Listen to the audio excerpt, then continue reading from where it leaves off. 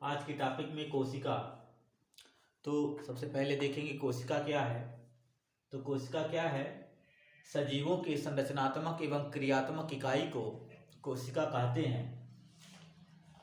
हमें कहेंगे कि सजीवों की संरचनात्मक एवं क्रियात्मक इकाई कोशिका कहलाती है।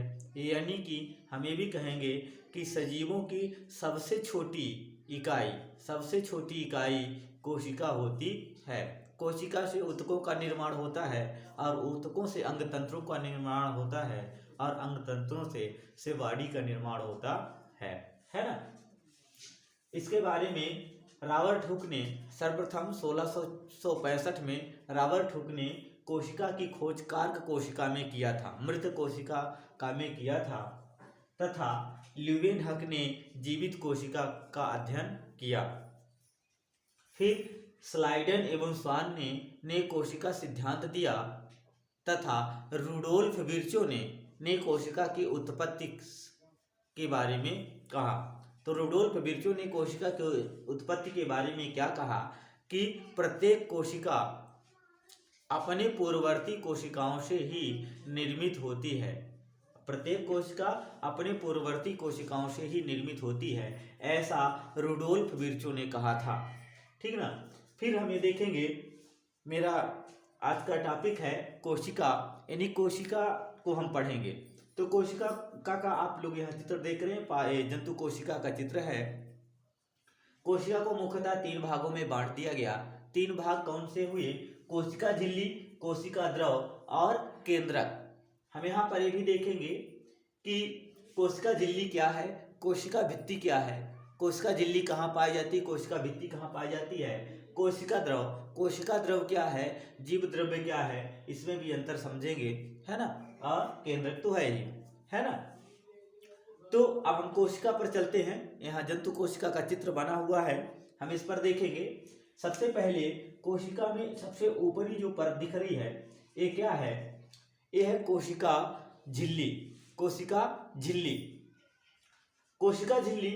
अब यहाँ पर मैं कोशिका झिल्ली और कोशिका भित्ति की बात किया, तो यहाँ कोशिका झिल्ली और जो पादप कोशिका होती है, वहाँ पादप कोशिका भित्ति भी पाई जाती है। क्यों?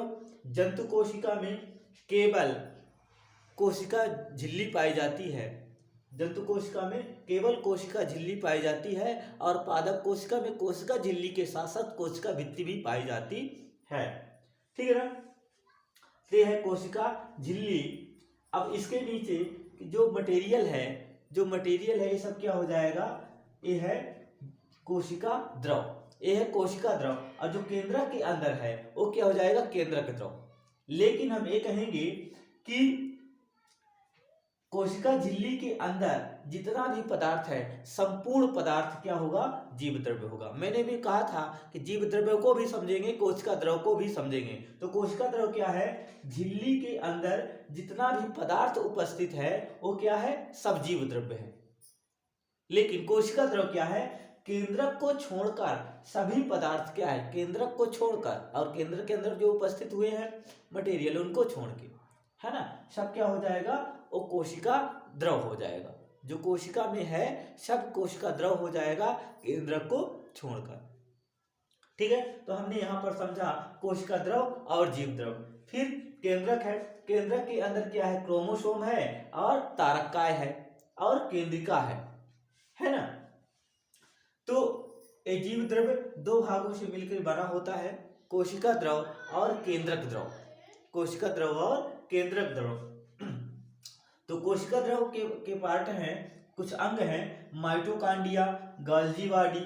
यहाँ पर आप लोग चित्र को देख लेंगे, माइटोकांड्रिया यहाँ मैंने बनाया है, गोल्गी बॉडी ये है, और एंडोप्लाज्मिक रेटिकुलम ये है, प्लास्टिड। अब प्लास्टिड ये जो क्लोरोप्लास्ट है, तो क्लोरोप्लास्ट क्या होता है कि पादप कोशिका में पाया जाता है, जंतु कोशिका में नहीं। मैंने चित्र बनाया जंतु कोशिका का, इसलिए यहाँ पर क्लोरोप्लास्ट नहीं है, क्योंकि पादप कोशिका में पाया जाता है, जंतु कोशिका में नहीं पाया जाता। फिर लाइसोसोम यहाँ है, रिक्तिकाएं, ये छोटी छोटी रिक्तिकाएं हैं। अब जंतु कोशिका में ये रिक्तिकाएं संख्या में ज्यादा और आकार में छोटी होती हैं और पादप कोशिका में संख्या में कम और आकार में बड़ी होती है। इसके बाद राइबोसोम। फिर केंद्रक द्रव में उपस्थित कोशिकांग। केंद्रक द्रव में उपस्थित कोशिकांग केंद्रिका केंद्रिका होती है, केंद्रक द्रव में उपस्थित होती है। गुणसूत्र पाए जाते हैं, ये मैंने गुणसूत्र को भी लिखा है। और तारककाय, तारककाय भी यहाँ पाए जाते हैं। इसके बाद मैंने इन पर दोनों को अंतर किया कि पादप कोशिका और जंतु कोशिका में अंतर क्या है। तो सबसे पहले पादप कोशिका में क्लोरोप्लास्ट पाया जाता है और जंतु कोशिका में क्लोरोप्लास्ट नहीं पाया जाता।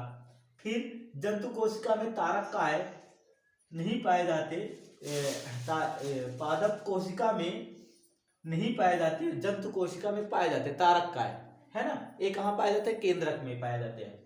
फिर रिक्तिका बड़े आकार में पाई जाती है, किसमें? पादप कोशिका में। पादप कोशिका में बड़े आकार में रिक्तिका पाई जाती है और जंतु कोशिका में छोटे आकार की पाई जाती है, संख्या में ज्यादा पाई जाती है।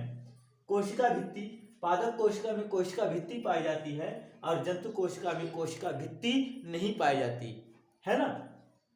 ठीक है, ये टॉपिक यहाँ कंप्लीट होता है। धन्यवाद।